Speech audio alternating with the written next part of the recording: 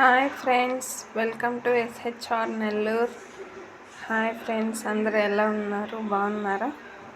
ఇప్పుడు మనం తయారు చేయబోయే హెల్దీ రెసిపీ వచ్చి కరివేపాకు పొడి. దీనివల్ల చాలా ఉపయోగాలు ఉన్నవి. అవన్నీ అందరికీ తెలిసినటివే, కానీ కరివేపాకు పొడి మాకు తెలుసు అనుకుంటారు. కానీ తెలియని వాళ్ళు ఎవరైనా ఉంటే చూసి తయారు చేసుకుని ఎలా ఉందో నా కామెంట్ రూపంలో తెలియజేయండి. అందుకని ఈ రెసిపీ తయారు చేయబోతున్నాను. ముందుగా ఒక బాండీ పెట్టుకొని స్టవ్ ఆన్ చేసి బాండీ పెట్టుకొని దాంట్లో ఒక 3 టేబుల్ స్పూన్ ఆయిల్ వేసి తర్వాత అది కొంచెం వేడెక్కాక తర్వాత మనం ప్రాసెస్ స్టార్ట్ చేద్దాం ఫ్రెండ్స్. ఒక 3 టేబుల్ స్పూన్ వచ్చి పచ్చిశనగపప్పు, ఒక 3 టేబుల్ స్పూన్ వచ్చి మినప్పప్పు, ఒక 3 టేబుల్ స్పూన్ వచ్చి ధనియాలు, ఒక 1 టేబుల్ స్పూన్ వచ్చి వేరుశనగ గుళ్ళు, ఒక 1/2 టీ స్పూన్ వచ్చి జీలకర్ర వేసుకొని బాగా వేయించుకుందాం ఫ్రెండ్స్. బాగా గోల్డెన్ షేడ్ వచ్చేంత వరకు వేయించుకుందాము. సిమ్లోనే పెట్టి వేయించుకుందాం ఫ్రెండ్స్. అప్పుడే కొంచెం లోపల వరకు బాగా వేగుతాయి, లేదంటే మాడిపోయే అవకాశాలు ఉన్నాయి హై ఫ్లేమ్లో పెడితే. అందుకని సిమ్లోనే పెట్టి బాగా వేయించుకుందాం ఫ్రెండ్స్.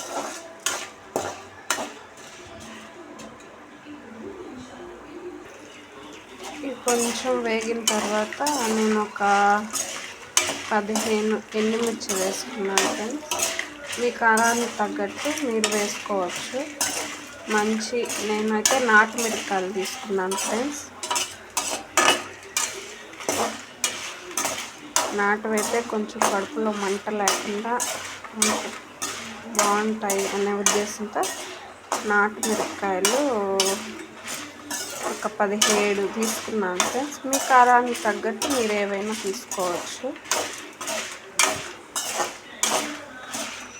కొంచెం బాగా వేగనివ్వండి ఫ్రెండ్స్.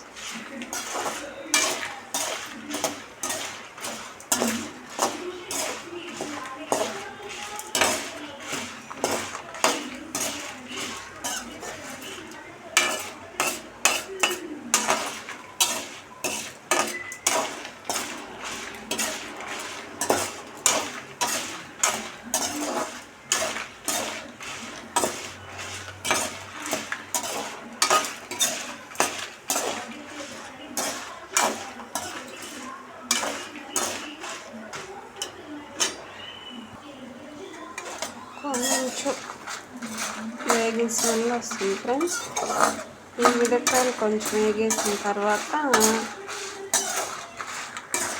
మిరపకాయలు కొంచెం వేపుకున్నాము. మిరపకాయలు అనేది కొంచెం వేగిన స్మెల్ వస్తుంది.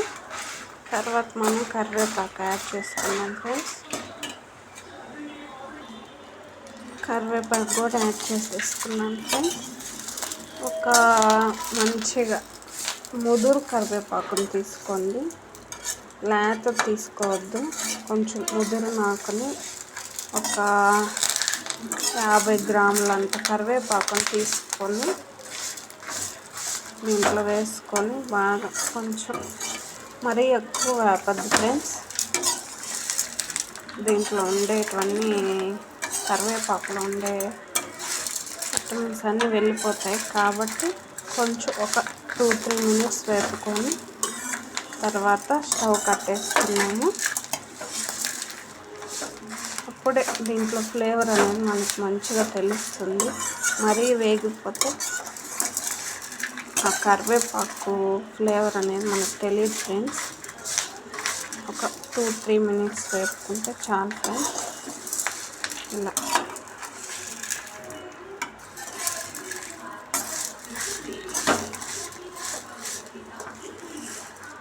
ఎండుమిర్చి అనేది మీ కారానికి తగినట్టు వేసుకోండి.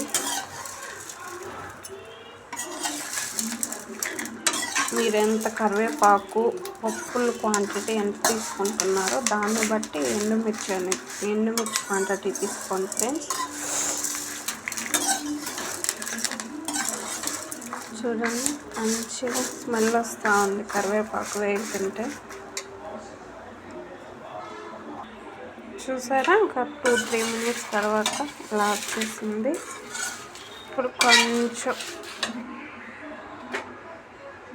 ఒక నిమ్మకాయ సైజ్ అంతా, నిమ్మకాయ కాదు, ఒక చిన్న ఉసిరికాయ సైజ్ అంతా చింతపండుని వేసుకున్నాం ఫ్రెండ్స్. దీన్ని కూడా కొంచెం వేసి దీంట్లో వేపేసుకున్నాము.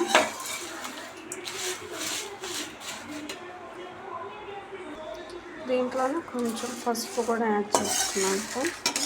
ఒక 1/4 టీ స్పూన్ అంత పసుపు యాడ్ చేసుకున్నాను.